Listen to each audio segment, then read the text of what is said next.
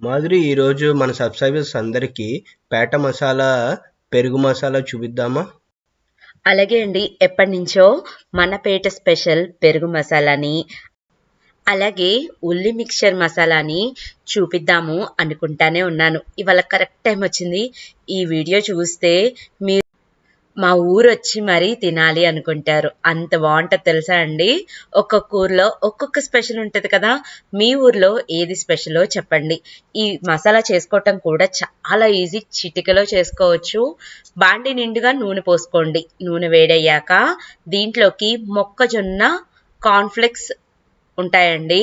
ఇవి ఏ కిరాణా షాప్లో అయినా ఈజీగా దొరుకుతాయి. కార్న్ఫ్లెక్స్ అన్నిటినీ కూడా చక్కగా ఇలాగ వేయించుకోండి.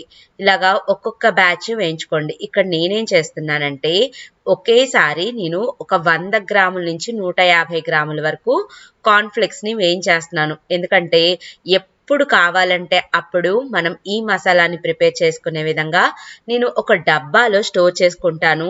ఇవి ఉత్తయి కూడా తినొచ్చు, అంత టేస్టీగా ఉంటాయి. ఒకేసారి మొత్తం వేయకుండా ఇలాగ కొంచెం కొంచెంగా వేయండి. ఎప్పుడైతే ఇవి సరిగ్గా వేగవో టేస్ట్ కూడా అస్సలకి బాగోదు. వేపే విధానం కూడా కరెక్ట్గా ఉండాలి. ఇదే నూనెలో మనం కార్న్ఫ్లెక్స్ని ఎన్నైతే తీసుకున్నామో అటుకుల్ని కూడా అన్నే తీసుకోవాలండి. ఇక్కడ నేను మొద్దు అటుకుల్ని తీసుకుంటున్నాను. ఇక్కడ సేమ్ క్వాంటిటీ అటుకుల్ని తీసుకొని వీటిని కూడా చక్కగా ఫ్రై చేసుకోవాలి. నూనె బాగా వేడయ్యాక చూడండి, అటుకులన్నీ కూడా ముత్యాల్లాగా మనకి తెల్లగా మెరుస్తూ వచ్చేస్తాయి. ఈ అటుకుల్లో ఎక్స్ట్రాగా ఉన్న ఆయిల్ మొత్తాన్ని కూడా తీసేసి కార్న్ఫ్లెక్స్ని ఒక బౌల్లో వేసి పెట్టుకున్నాం కదా, అదే బౌల్లోకి ఈ అటుకుల్ని కూడా వేసేసి పక్కన పెట్టుకుందాం. ఇప్పుడు సేమ్ ఇదే ఆయిల్లోకి ఒక గుప్పెడు పల్లీలను కూడా యాడ్ చేసుకుందాం. పల్లీలు మీరు తినే క్వాంటిటీని బట్టి ఎక్కువ తక్కువ యాడ్ చేసుకోవచ్చు. మనం అటుకుల్ని వేయించాం కదండి, అందుకని నూనె అంతా కూడా కొంచెం డస్టీగా అయింది. అంతే. చూడండి, నూనె అంతా కూడా పోయాక ఇలాగా మనం పల్లీలన్నిటినీ కూడా అటుకులు కార్న్ఫ్లెక్స్లోకి యాడ్ చేద్దాము. ఇది వేడిగా ఉన్నప్పుడే మొత్తం అంతా కూడా టాస్ చేస్తూ కలుపుకుందాము. పిల్లలకి స్నాక్స్కి బయటకు పంపించకండి. ఇలానే ఇంట్లోనే ఈజీగా ఏదైతే చేయగలుగుతామో అవి చేసి పెడుతూ ఉండండి. వాళ్ళు హ్యాపీగా ఎంజాయ్ చేస్తూ తింటారు, హెల్దీ కూడా. ఇప్పుడు దీని మొత్తానికి సరిపడా ఉప్పుని యాడ్ చేద్దాము. ఇక్కడ నేను కనీసం 1.5 స్పూన్ దాకా ఉప్పుని వేశాను. గుర్తుపెట్టుకోండి, వేడిగా ఉన్నప్పుడే మనం ఉప్పు కారాలని పట్టించుకోవాలి. అలాగే 1.5 స్పూను కారాన్ని కూడా వేసుకుందాం. ఈక్వల్ క్వాంటిటీస్ రెండు కూడా. ఇప్పుడు ఉప్పు కారం రెండు వేశాను. ఇప్పుడు ఇదంతా కూడా బాగా కలిసేలాగా పట్టిస్తున్నాను. కార్న్ఫ్లెక్స్కి అటుకులకి ఇలాగ టాస్ చేస్తూ ఉంటే మొత్తం అంతా కూడా బాగా కలుస్తాయి. ఇప్పుడు నేను వీటన్నిటినీ కూడా 8 డబ్బాలో పెట్టేస్తున్నాను. తర్వాత నాకు కావలసినన్ని ఇప్పుడు నేను ఈ మసాలాని ఒక ముగ్గురికి చేస్తున్నాను. అటుకుల్ని కార్న్ఫ్లెక్స్ని తీసుకున్నాను. అలాగే దీంట్లోకి సన్నగా తరిగిన ఒక 2 ఉల్లిపాయల్ని, చూడండి మా వారికి ఎంత ఇష్టం అంటే ఈ కార్న్ఫ్లెక్స్, అలా మేము చేస్తూ ఉంటే తింటూనే ఉంటాము, అంత బాగుంటాయి. సన్నగా తరుక్కోవాలండి ఉల్లిపాయ, అప్పుడే టేస్టీగా ఉంటుంది. మీరు కావాలంటే పచ్చిమిరపకాయ వేసుకోవచ్చు, లేదంటే లీవ్ చేయొచ్చు, మీ ఇష్టం అండి. ఇప్పుడు దీంట్లోకి నేను ఒక 1/2 స్పూన్ దాకా చాట్ మసాలా పౌడర్ని యాడ్ చేస్తున్నాను. చాలా టేస్టీగా ఉంటుంది.